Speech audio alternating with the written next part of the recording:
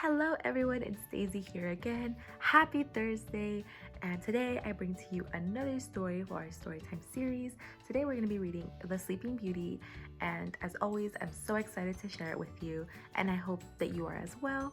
I hope you continue to have a wonderful day and a fantastic week, and we are so excited to bring you more stories as the days go by. So please subscribe if you want to see more content, and I hope you enjoy. Today we'll be reading The Sleeping Beauty. Long ago, a wise and loving king and queen ruled a distant land.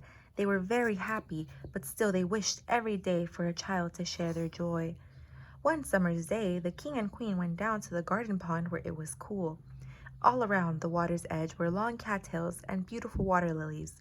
As the queen looked into the water, a large green frog jumped out. The frog looked up at the royal pair and said, "My king and queen, you have ruled with fairness and kindness, and for that I will grant your wish. Before the year has passed, you will have the child you long for." With a great splash, the frog disappeared into the water. Just as the frog had promised, a beautiful baby girl was born, and the king and queen ordered a celebration to welcome their daughter, whom they named Rosamond. A great feast was prepared, the likes of which the kingdom had never seen. The castle was decorated from top to bottom with streamers in blue, green, and gold. Court musicians wrote new songs to be played in the princess's honor. Invitations were prepared for nobility, landowners, artisans, shopkeepers, peasants, and the 13 fairies of the kingdom. Everyone in the land was asked to come. Well, almost everyone, for in the excitement and flurry, a mistake was made. One invitation was mislaid, and that simple mistake was to change Rosamond's life. At the height of the festivities, the fairies gave Rosamond a special gift. One by one, they approached the child and offered her a magical promise. As she grew in size, she would also grow in goodness. Just as the 12th fairy was about to present her gift, Mordra, the last and most powerful of all the fairies, stormed in. It was her invitation that had been misplaced. Mordra shouted furiously, "You have insulted me, so you will suffer!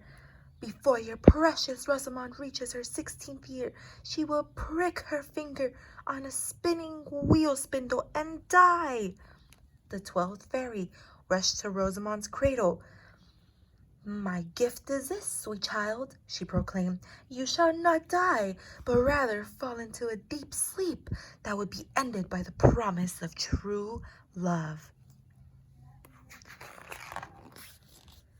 Years passed, and each day Rosamond grew to be more wonderful, just as the fairies had promised. She was sweet and gentle and quite beautiful. Unlike even the simplest child in the kingdom, though, Rosamond did not know what a spinning wheel was, for she had never seen one.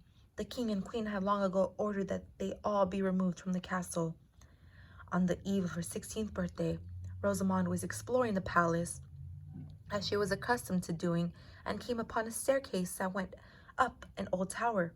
In a small room at the top sat a gentle-looking old woman at a spinning wheel, spinning the most delicate, shimmering thread Rosamond had ever seen. "Good day," said the polite Rosamond. "Whatever are you doing?" "I am just spinning," replied the woman with a sly smile. Rosamond did not realize that the hag was really Mordra, nor did she realize the danger she was in. Curious, she reached out to touch the wheel and begged, "Oh, please, let me try." In that instant, Mordra's evil wish was fulfilled. Rosamond pricked her finger on the spindle and spilled a single drop of blood.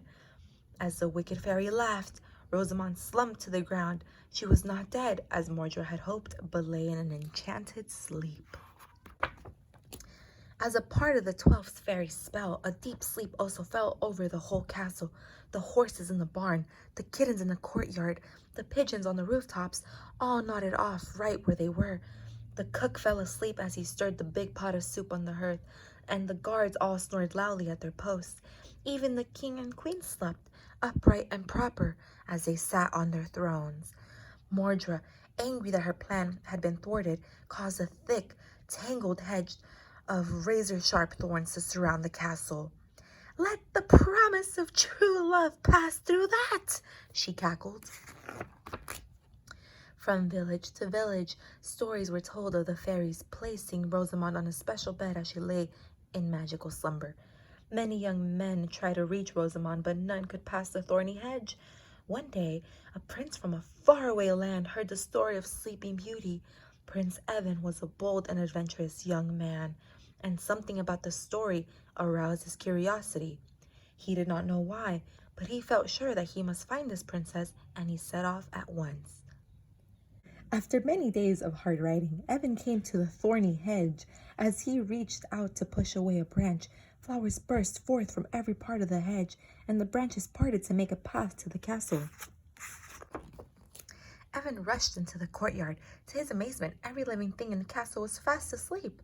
Over the purring kittens, around the snoring guards, past the sleeping king and queen, and up the tower stairs he ran.